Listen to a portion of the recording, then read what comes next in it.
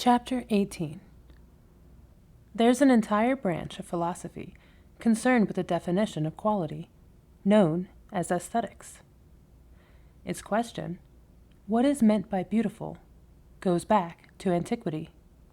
But when he was a student of philosophy, Phaedrus had recoiled violently from this entire branch of knowledge.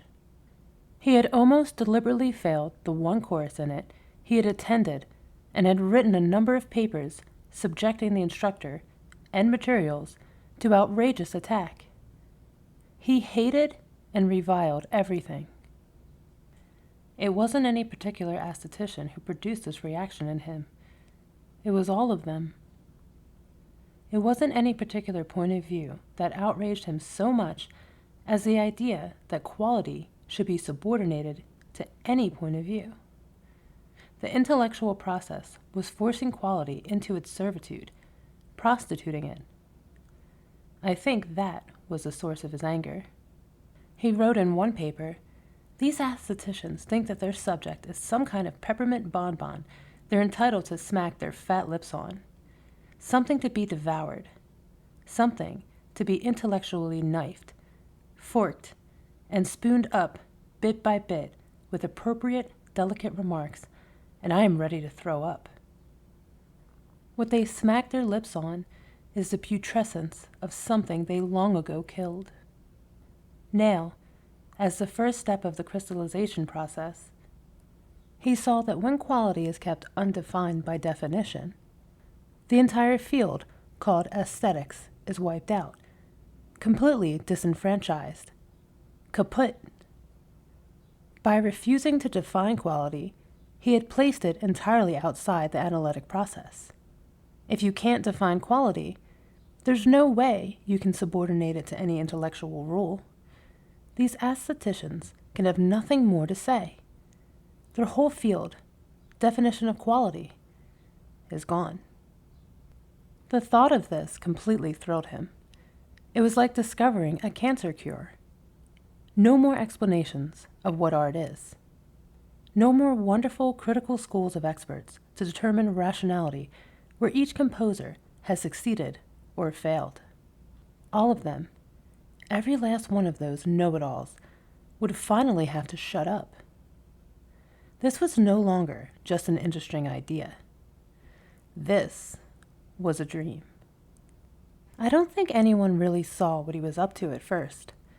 They saw an intellectual delivering a message that had all the trappings of a rational analysis of a teaching situation. They didn't see he had a purpose completely opposite to any they were used to. He wasn't furthering rational analysis. He was blocking it. He was turning the method of rationality against itself, turning it against its own kind, in defense of an irrational concept, an undefined entity called quality. He wrote, 1. Every instructor of English composition knows what quality is. Any instructor who does not should keep this fact carefully concealed, for this would certainly constitute proof of incompetence. 2. Any instructor who thinks quality of writing can and should be defined before teaching it can and should go ahead and define it. And 3. All those who feel that quality of writing does exist but cannot be defined, but that quality should be taught anyway, can benefit by the following method of teaching pure quality in writing without defining it. He then went ahead and described some of the methods of comparison that had evolved in the classroom.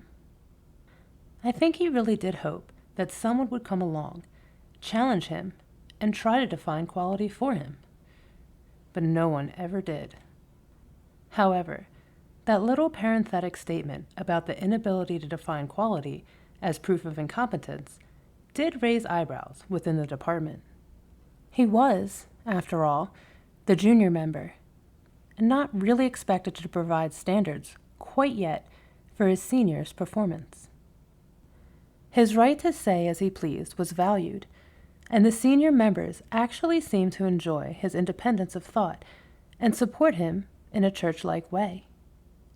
But contrary to the belief of many opponents of academic freedom, the church attitude has never been that a teacher should be allowed to blather anything that comes into his head without any accountability at all. The church attitude is simply that the accountability must be to the God of reason, not to the idols of political power. The fact that he was insulting people was irrelevant to the truth or falsehood of what he was saying, and he couldn't ethically be struck down for this. But what they were prepared to strike him down for, ethically and with gusto, was any indication that he wasn't making sense. He could do anything he wanted, as long as he justified it in terms of reason. But how the hell do you ever justify, in terms of reason, a refusal to define something? Definitions are the foundation of reason. You can't reason without them. You could hold off the attack for a while with fancy dialectical footwork and insults about competence and incompetence. But sooner or later, he had to come up with something more substantial than that. His attempt to come up with something substantial led to further crystallization beyond the traditional limits of rhetoric and into the domain of philosophy. Chris turns and flashes a tormented look at me. It won't be long now. Even before we left, there were clues this was coming. When Deweese told a neighbor I was experienced in the mountains, Chris showed a big flash of admiration. It was a large thing in his eyes. He should be done for soon, and then we can stop for the day. Oop! There he goes. He's fallen down. He's not getting up. It was an awfully neat fall, not very accidental looking. Now he looks at me with hurt and anger, searching for the condemnation from me. I don't show him any. I sit down next to him and see he's almost defeated. Well, I say, we can stop here, or we can go ahead, or we can go back. Which do you want to do? I don't care, he says. I don't want to. You don't want to what? I don't care, he says angrily. Then since you don't care, we'll keep on going, I say, trapping him. I don't like this trip, he says. It isn't any fun. I thought it was going to be fun. Some anger catches me off guard too. That may be true, I reply, but that's a hell of a thing to say. I see a sudden flick of fear in his eyes, and he gets up. We go on. The sky over the other wall of the canyon has become overcast, and the wind in the pines around us has become cool and ominous. At least the coolness makes it easier hiking. I was talking about the first wave of crystallization outside of rhetoric that resulted from Phaedrus' refusal to define quality. He had to answer the question, if you can't define it, what makes you think it exists? His answer was an old one belonging to a philosophic school that called itself realism. A thing exists, he said, if a world without it can't function normally. If we can show that a world without quality functions abnormally, then we have shown that quality exists, whether it is defined or not. He thereupon proceeded to subtract quality from a description of the world as we knew it. The first casualty from such a subtraction, he said, would be the fine arts. If you can't distinguish between good and bad in the arts, they disappear.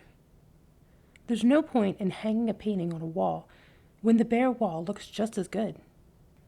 There's no point to symphonies when scratches from the record or hum from the record player sound just as good. Poetry would disappear, since it seldom makes sense, and has no practical value. And interestingly, comedy would vanish too.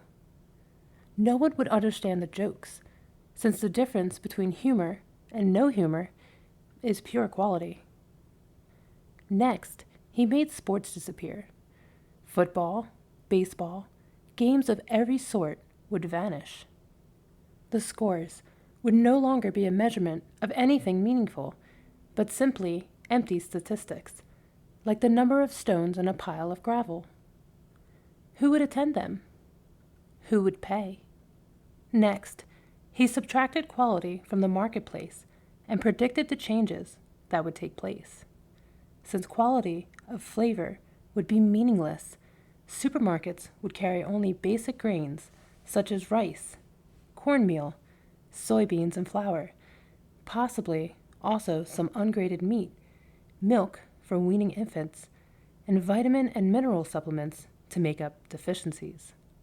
Alcoholic beverages, tea, coffee, and tobacco would vanish. So would movies, dances, plays, and parties. We would all use public transportation.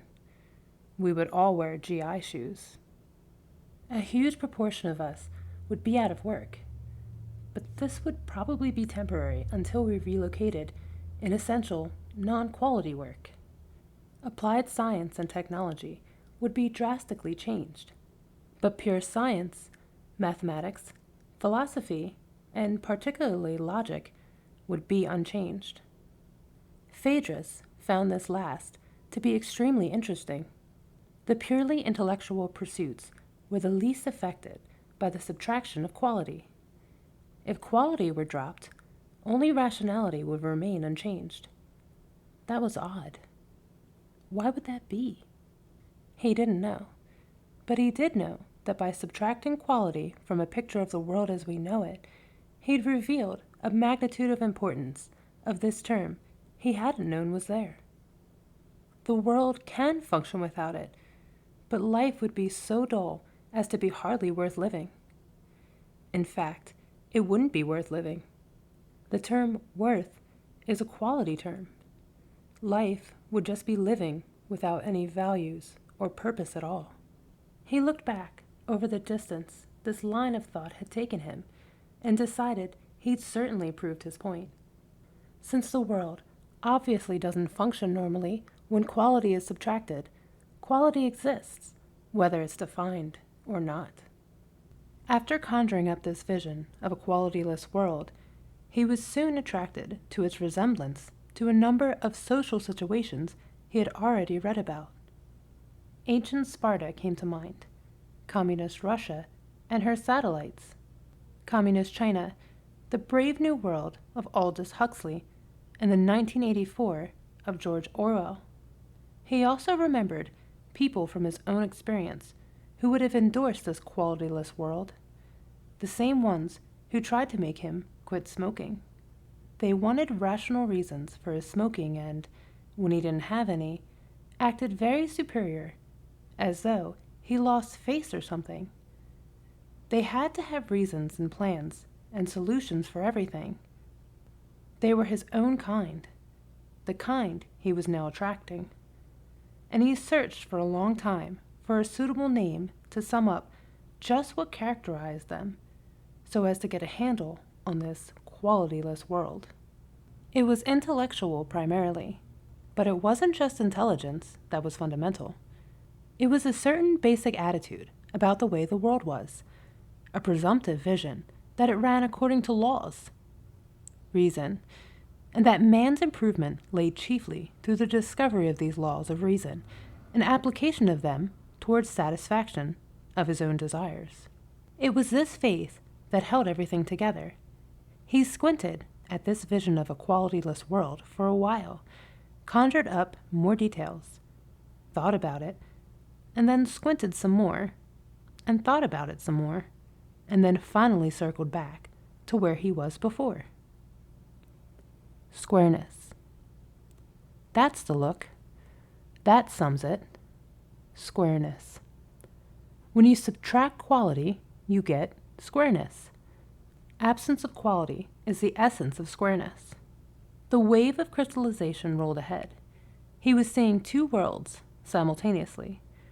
On the intellectual side, the square side, he saw now that quality was a cleavage term, what every intellectual analyst looks for. You take your analytic knife, put the point directly on the term quality, and just tap. Not hard, gently, and the whole world splits, cleaves right in two. Hip and square, classic and romantic, technological and humanistic, and the split is clean. There's no mess, no slop, no little items that could be one way or the other. Not just a skilled break, but a very lucky break. Sometimes the best analysts, working with the most obvious lines of cleavage, can tap and get nothing but a pile of trash. And yet, here was quality, a tiny, almost unnoticeable fault line, a line of a logic in our concept of the universe. And you tapped it, and the whole universe came apart, so neatly it was almost unbelievable. He wished Kant were alive. Kant would have appreciated it, that master diamond cutter. He would see. Hold quality undefined. That was the secret. Phaedrus wrote with some beginning awareness that he was involved in a strange kind of intellectual suicide. Squareness may be succinctly and yet thoroughly defined as an inability to see quality before it's been intellectually defined. That is, before it gets all chopped up into words. We have proved that quality, though undefined, exists. Its existence can be seen empirically in the classroom, and can be demonstrated logically by showing that a world without it cannot exist as we know it. What remains to be seen, the thing to be analyzed, is not quality, but those peculiar habits of thought called squareness that sometimes prevent us from seeing it. Thus did he seek to turn the attack. The subject for analysis, the patient on the table, was no longer quality, but analysis itself. Quality was healthy and in good shape. Analysis, however, seemed to have something wrong with it that prevented it from seeing the obvious. I look back and see Chris is way behind. "Come on," I shout. He doesn't answer. "Come on," I shout again. Then I see him fall sideways and sit on the grass on the side of the mountain. I leave my pack and go back down to him. The slope is so steep I have to dig my feet in sideways. When I get there, he's crying. "I hurt my ankle," he says, and doesn't look at me. When an ego climber has an image of himself to protect, he naturally lies to protect this image. But it's disgusting to see, and I'm ashamed of myself for letting this happen. Now my own willingness to continue becomes eroded by his tears, and his inner sense of defeat passes to me. I sit down, live with this for a while, then, without turning away from it, pick up his backpack and say to him, "I'll carry the packs and relays. I'll take this one up to where mine is, and then you stop and wait with it so we don't lose it. Then I'll take mine up further and then come back for yours. That way you can get plenty of rest. It'll be slower, but we'll get there." But I've done this too soon. There's still disgust and resentment in my voice, which he hears and is shamed by.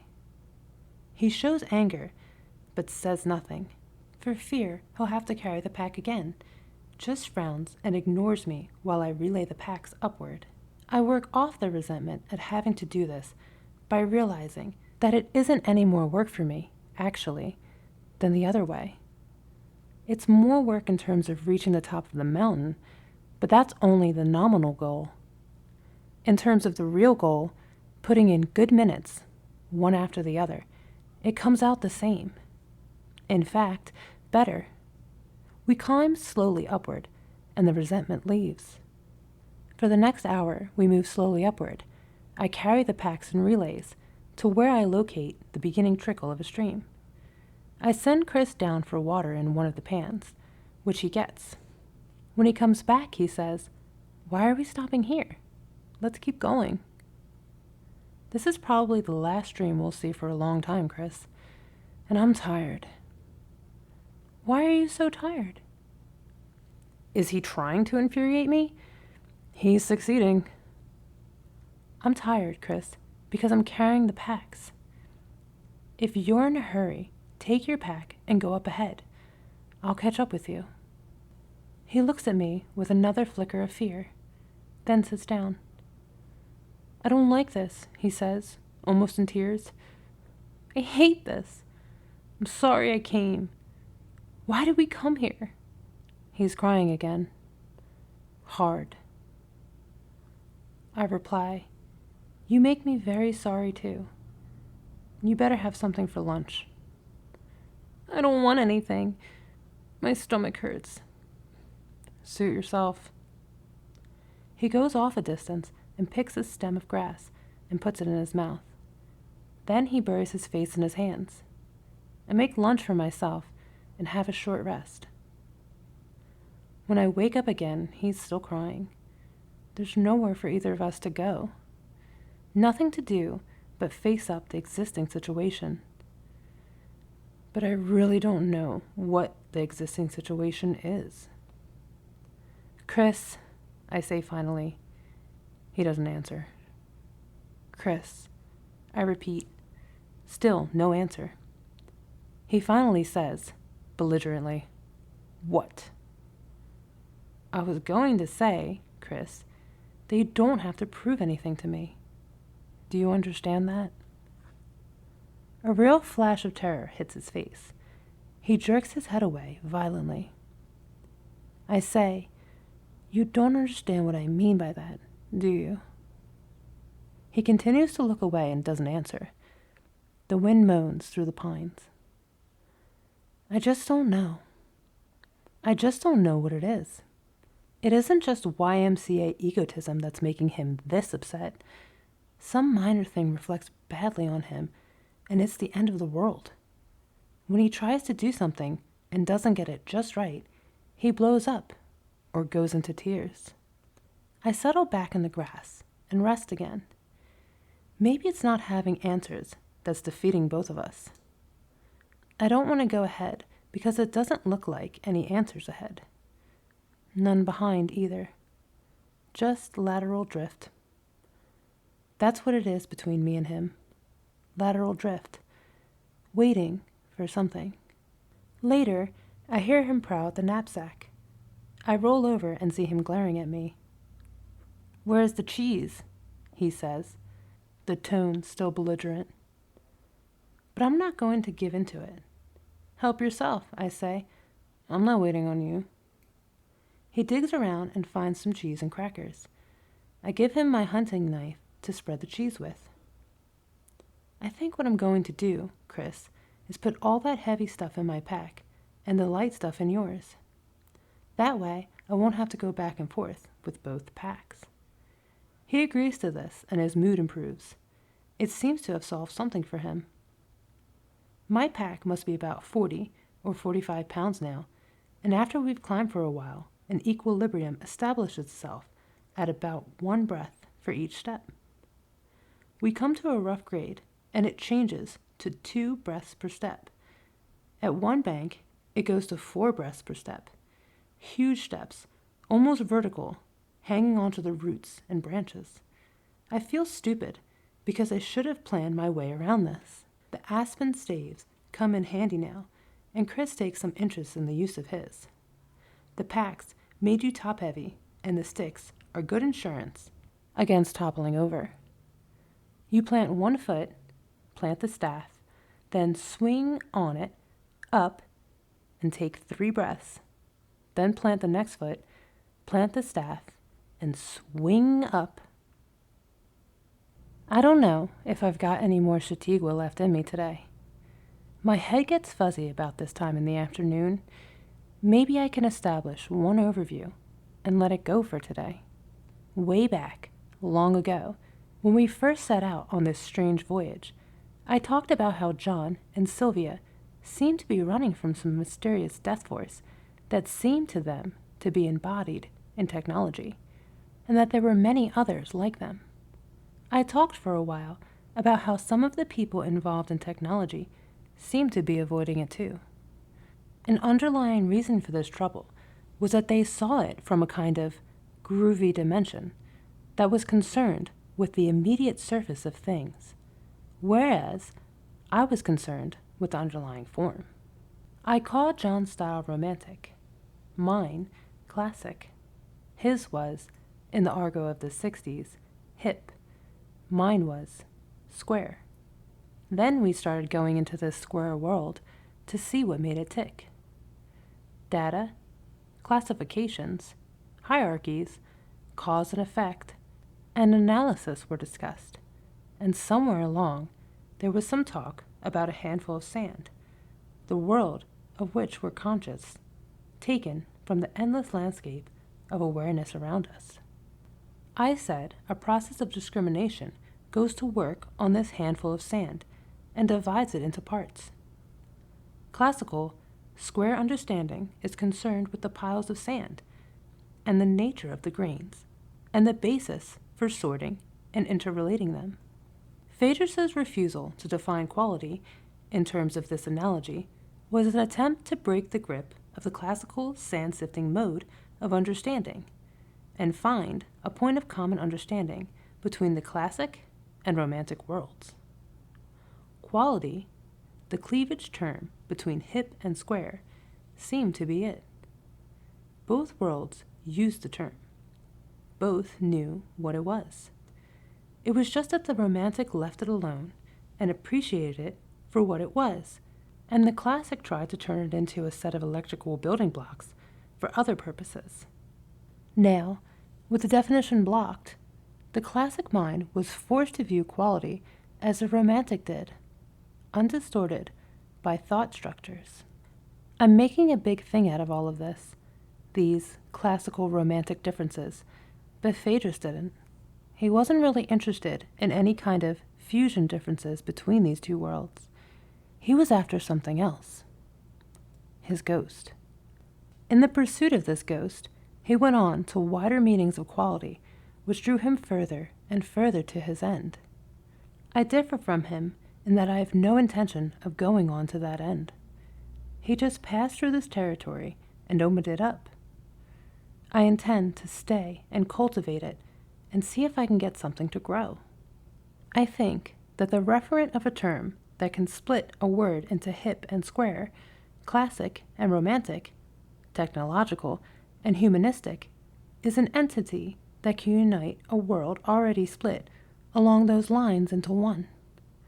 A real understanding of quality doesn't just serve the system, or even beat it, or even escape it. A real understanding of quality captures the system, tames it, and puts it to work for one's own personal use, while leaving one completely free to fulfill his inner destiny. Now that we're up high on one side of the canyon, we can see back down and across to the other side.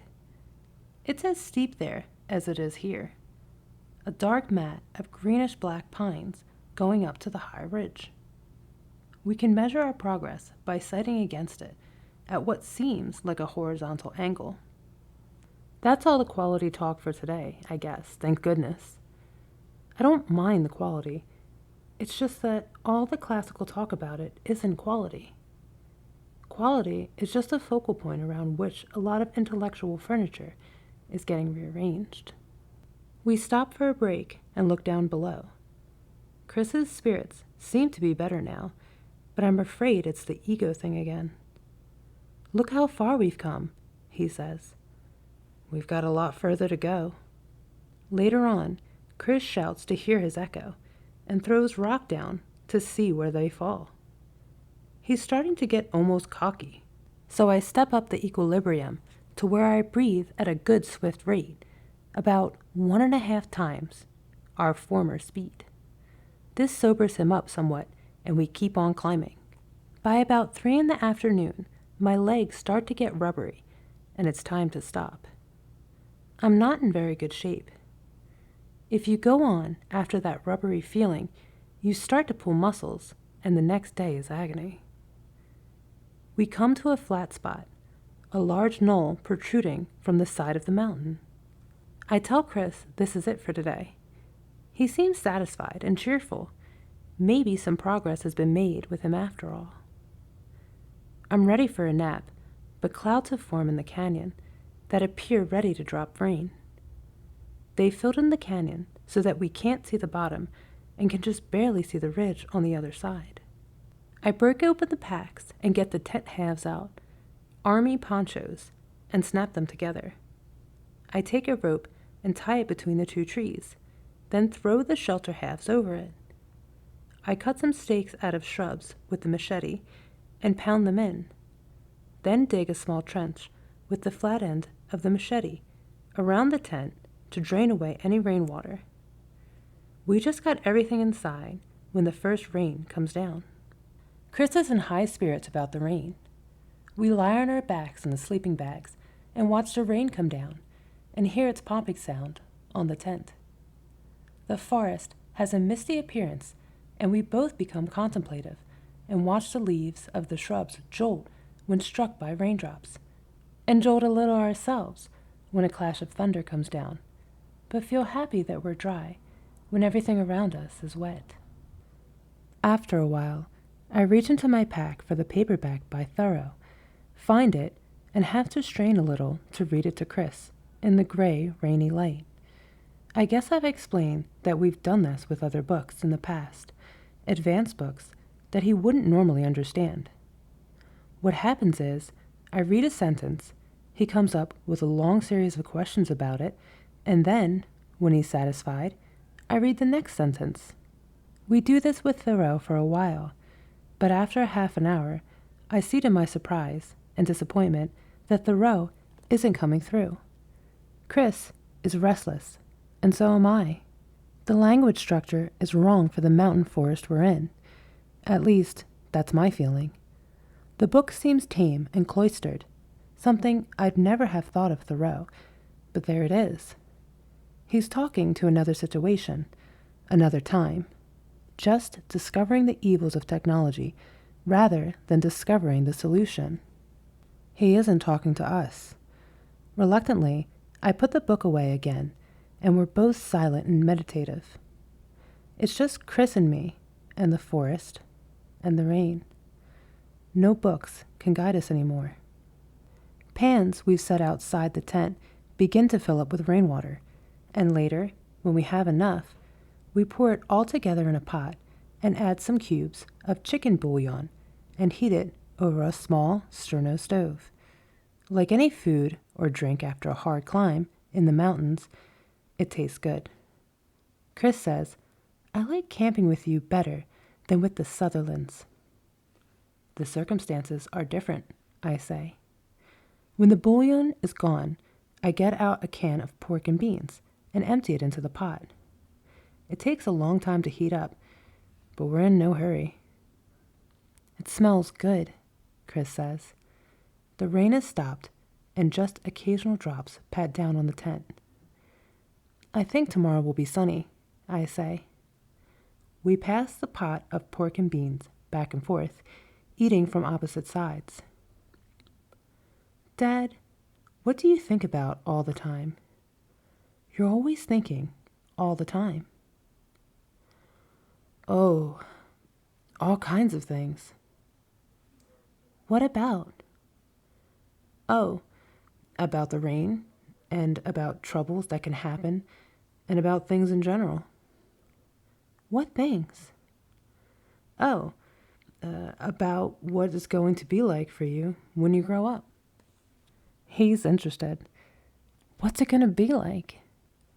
But there's a slight ego gleam in his eyes as he asks this, and the answer, as a result, comes out masked. I don't know, I say. It's just what I think about. Do you think we'll get to the top of this canyon by tomorrow? Oh yes, we're not far from the top. In the morning? I think so. Later, he is asleep, and a damp night wind comes down from the ridge, causing a sighing sound from the pines. The silhouettes of the treetops move gently with the wind. They yield and then return. Then, with a sigh, yield and return again. restless from the forces that are not part of their nature. The wind causes a flutter of one side of the tent. I get up and peg it down, then walk on the damp, spongy grass of the knoll for a while, then crawl back into the tent and wait for sleep.